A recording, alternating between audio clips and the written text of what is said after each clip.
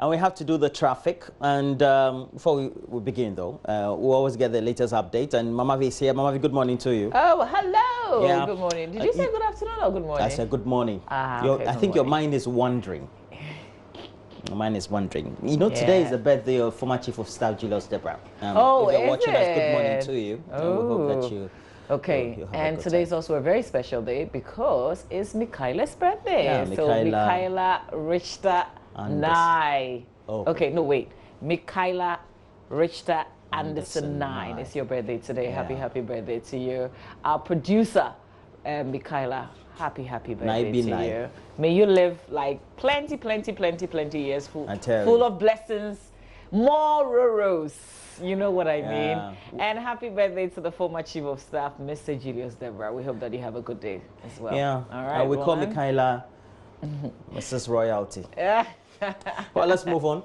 Please, throughout the rest of the day, traffic.com.gh is the best portal for you if you want to know the route making entry into the city. Because after the morning showdown and the traffic hour and the watch, etc., and we have all the rush hour, the afternoon is also a time that when you're coming into the city, you have some great difficulties. And then in the evening, when you're leaving, you get to meet more traffic, so you can always refer to traffic.com.gh. But in the meantime, though, let's straight away hit your screens and bring you the latest updates from the Ring Road Central, and you get to the intersection. This intersection. You can put a mattress there. Yeah, we have Paloma Hotel, so it's easy for you to just go have a nice lodging if you're late going home, so that you can avoid some of these issues when it comes to traffic. But it doesn't look like it's that busy, apart from just the swelling of some few cars we have before the traffic light, just along the NN19 billboards and the school as well. But it looks like it's a free passageway for whoever wants to make entry into the area that will lead you to the Kwame Nkrumah interchange, the industrial area, heading to Kaneshi, etc., or Kolibu, and then onwardly also the opposite end. These cars will be going to GBC, then you'll go to Dankwa, and subsequently Usu, Laboni, wherever they want to go as well.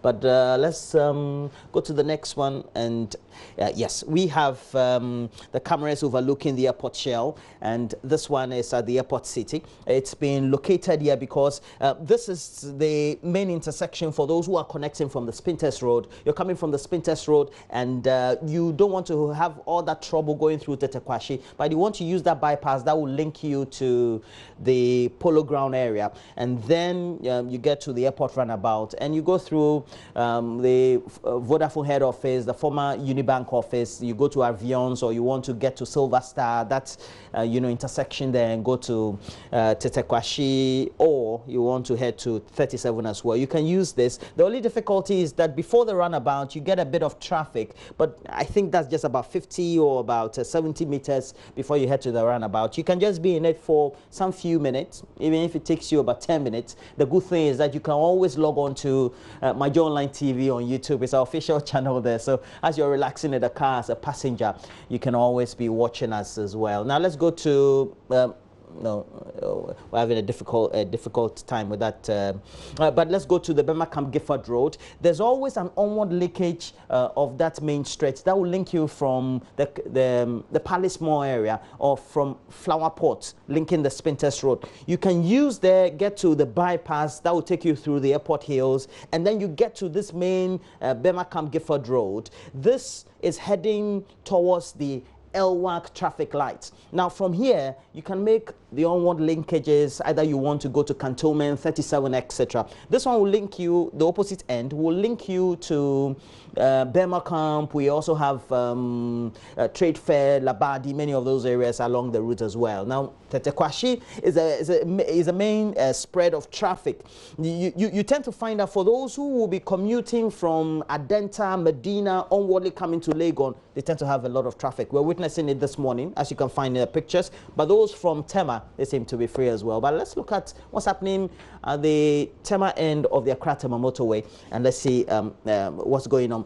There's, look, consistent, ongoing construction activity, but it looks like the traffic are still not piled up. perhaps all those who are living in those areas who visited their hometowns for Easter have still not returned. So it looks like it's a free time. So you can just use that route, get onto the motorway and wherever you want to go to. Mamavi, I see you're noticing some few things on your phone. What are you looking at? Well, just cross-checking some information. The Daily Dispatch newspaper, you know, has on its front page, angry CID boss warned us not to talk to the media. Sister of Takrady kidnapped girl, you know, speaking with Peace FM, and that full story is on the back page of the paper. I was just trying to go back to, you know, when she first held this press conference where she said that they know where the girls are. Yeah. Yeah. Essentially giving us all a bit of hope. Okay, so let's stay with the Daily Dispatch newspaper. Front page, Society of Radiographers warned public about biomedical engineers trained for only 10 days. We'll share a bit of details on this story on the back page. The fact that one of the families, so this story essentially is saying that one of the families of the 3 girls who have been missing now, the first one close to 9 months now, the mother was warned by the CID boss, according to the story on the back page of the paper, not to speak to the media, not to speak to radio, television. And so they went quiet. But after waiting for almost 2 weeks, since she gave them that hope, they haven't had anything. So they've decided to come out.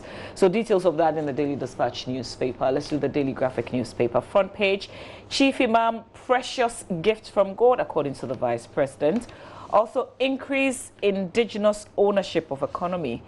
Some participants seem to be saying, and this is from yesterday's event, the Graphic Business Stanbic Bank breakfast meeting. GPHA workers protest over concession agreements towards stabilizing the cedi. Bank of Ghana bears teeth, warns Forex Bureau to conform to rules. Back page of the paper now, Zipline conducts drone delivery test run, and NADMO inspects storm drain at North Industrial Area. Center spread is a special focus, sustaining gains in malaria control. All must get involved. We have a conversation later this morning on malaria. We want to look at our own challenges. So in some areas, Roland, we have made some progress. So we have a lot more cases being reported, but the deaths have gone down. If you look at statistics from 2017, 2016, we'll look at what is working. But why are we reporting more malaria cases, even as the deaths have gone down? We'll talk about that later this morning here. And over the last decade and a half, it's been the most reported cases or number of emergency cases at OPDs across all health facilities in Ghana. But there's a good reason for that, especially with the late reportal of the cases. As the families tend to meet them and want to treat them at home, etc. We also don't tend to sleep in the insecticide treated nets as stipulated by the health service, and many other related reasons. All right. Let's do the final newspaper front page. There to be job creators. Dr. Bawumia challenges university students. The Vice President, again on the front page of the paper, calls for continuous religious coexistence, eulogizes Chief Imam. Zipline drone saves driver's life as Dr. Bawumia launches service today. And then Supreme Court throws out case against NIA. That's what you have when you grab the final newspaper. You want to come in, Roland? No, you can continue. Okay. I'll come in later. Let's continue with the Ghanaian Observer newspaper. VX on Muslims, Christians over religious tolerance and acceptance. Also, Oli Akufo-Addo can save Ghana, according to a member of parliament. Don't marry men without toilet facilities. Minister charges women, says filth costs Ghana $290 million annually. This is a very interesting angle. She also did say that we will not achieve, as the president did say, the cleanest city in Africa, not after 4 years. That will be after 8 years of the president's presidency, if you like. We'll get in a bit of details later on. Also, MPA fights petroleum fraudsters and smuggling. Mentia North MP spoils, and spoils is in quotes, constituents with goodies. Okay, let's do the last newspaper, or maybe the last two, and then Roland will come in with the rest. The Today newspaper and the Daily Statesman. Today first, Indum Cross strikes again when wicked politics determines the fates of opponents. Government must pay contractors now is also another headline, and dredge masters desilt Odo to avert flooding. And to the Daily Statesman newspaper, the final one that I will do, government spends $290 million a year on poor sanitation. Don't hate each other, Baumia urges greater Muslim Christian tolerance. And then transformation agenda shall succeed. President launches crop export rural development program. That's what you have when you grab the Daily Statesman newspaper. Okay, I have a string of newspapers now. Let me just quickly go through the headlines, and then we'll do some discussions on one or two other stories. But we have the Herald newspaper has on the front page, allow men's gold boss to collect his $39 million package. Workers cry for Ghanaian customers as Interpol alert also reveals number one owns only $1.2 million. New dropping executives endorse Free Zones board CEO. This one is interesting because you know Dr. Mark Asibeyebwa is a member of the government economic management team, member of parliament for New Dropping, and this gentleman who is the Free Zones CEO has publicly in the area said he wants to contest him, and we also know that if you go to parliament, there's been all this speculation about the fact that he will be contested within his own party as well. There's a contest of ideas. And we also have more stories on the front page of the Herald newspaper. AG's witness crash lands in Opuni case. And U.S. Embassy worried about Ghana's insanitary condition. And relatedly, in their post, they also raised concerns that by 2050, we could have... 250? Yes. Or 15? 2050. Our fishermen catching plastics instead of fish, more of them. We've got more on that. That's our AM business today. It's a Wednesday, remember, courtesy EcoBank, the Pan-African Bank. We're exploring this issue in AM business. Yeah, and it's already been reported around the world, whales, you know, dying off across beaches, and when they open them up, tons of plastic. We have the Daily Guide newspaper. Medical drones begin operation today. I love the communication prior to the launch of that as well. But we have tardy girls rescued, and we have 3 of them already, and we know that they are the main missing girls that we've also had a hashtag focusing on, but talking about all the girls and why the families need them back. Inathalia Kwanzaa had been doing a lot of work over the last 24 hours on that, and she's on the line. So, you know, it's a bit conflicting because the online portal for the Daily Guide started reporting that the girls had been found yesterday. We've been doing our own cross-checking. Today, they have it on the front page of the paper. Natalia is in the Western region. She's our colleague. She's been reporting on this matter. So let's find out from her whether or not the families of the girls are aware of this new angle that's been reported by the Daily Guide. Natalia Kwanzaa, good morning to you. Good morning, Mama V. Okay, so Ina, this story making rounds, particularly coming from the Daily Guide, that the girls have been found. What do you know? Do the families know this? Mama V, this comes as a surprise to the families. Yesterday around 5:30 to 6, I was with 2 of them, the family of the first girl and the second girl, that is Priscilla Bensumen and Ruthla Quaison. They had also seen it online. They were surprised because there has not been any official communication to them. The only communication they know about was when COP spoke that they know where they are and they are going to rescue them. But as to what Daily Guide is reporting, it's news to them. So there's been a lot of pressure. Yesterday, the conversation started again, especially because the director of CID essentially gave us a lot of hope. She said that they knew where the girls were and they would soon be brought back. And the families are saying that they are disappointed. This angle of they're in Ghana, they are back. You say the families are not aware, they haven't been told anything. But there's also the reports that on the 2nd or so, some of the families will come to Accra to make their positions known to the CID boss. How true is that? Yes, Mama V, it's true. The family, together with residents of Diabene, are planning on a demonstration which will start from the 30th of April. On the 1st, which is a Workers' Day, they are saying workers in the region are not safe because they can't leave their daughters there and go to work. So what is the need to celebrate the Workers' Day?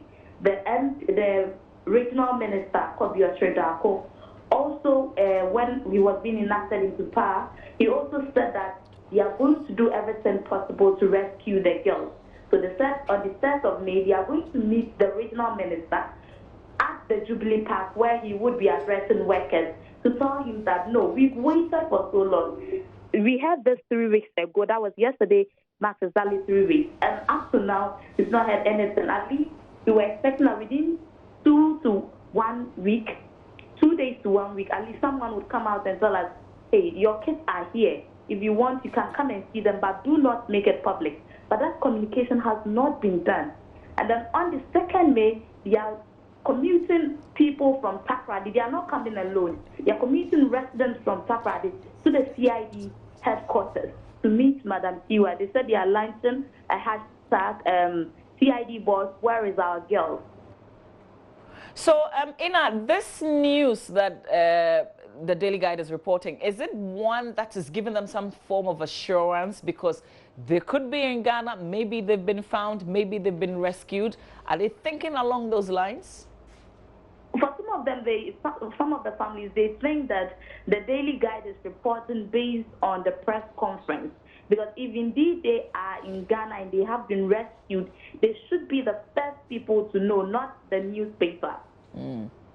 Interesting. Roland has a follow-up. So, Roland? But usually when it comes to investigations, especially such a delicate one such as this, the families usually would have constantly been informed about the progress.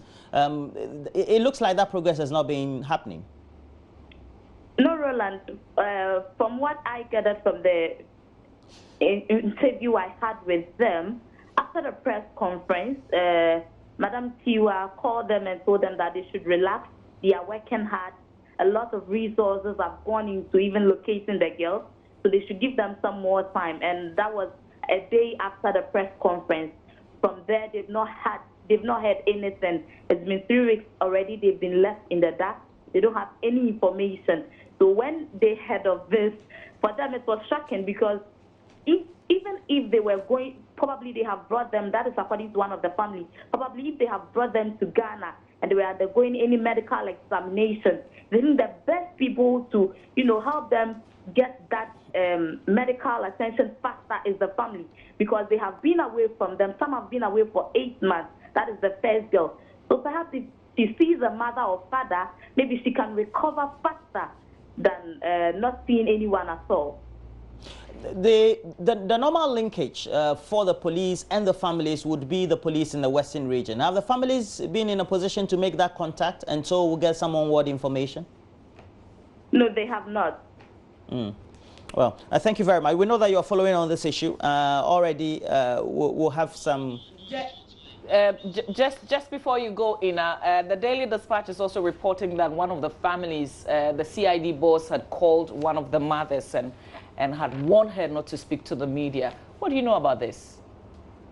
Yes, Mama. So yesterday, one of the families was saying that the CID boss has told them that they are making a lot of noise. They are always speaking to the media, which is not helping their investigation. So they should give them some time. They should refrain from always getting to the media, talking and all that. So I know that a family member, one of the families, claimed that the CID board said that to her.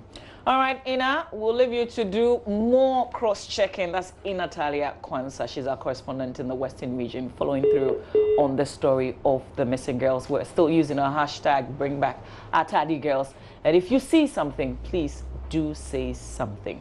Yeah, definitely. And we'll keep our tabs on it for the next few hours we're here, and then subsequently on regular programming on the channel as well.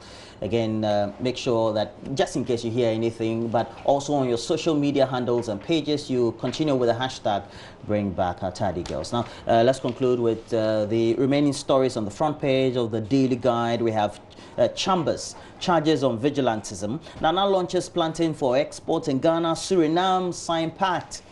It's an interesting issue there. But up there we have medical drones begin operation today. And other stories are also relatedly there. Let's go to the Ghanaian Times. That's on the front page. And the Ghanaian Times has on the front page, Muslims, Christians must live in harmony, according to the Vice President.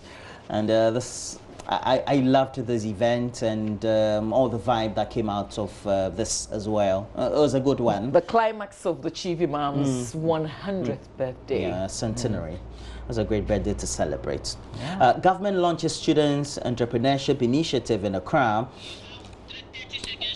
And then we have President outdoors planting for export to Rural Development Program in Dunkwa on a thing. And we also have the last paper, the Statesman. Don't hate each other. And Baumia urges greater Muslim-Christian tolerance. Earlier. Yeah. Okay. So let's. This is where we end the review. We are back. It's a Wednesday. Courtesy EcoBank, the Pan-African Bank. We bring you AM Business, and we're talking about this issue of the fish and how the nets are now catching more plastics, right? So we explore that in AM Business after this. Stay with us. You're watching the AM Show.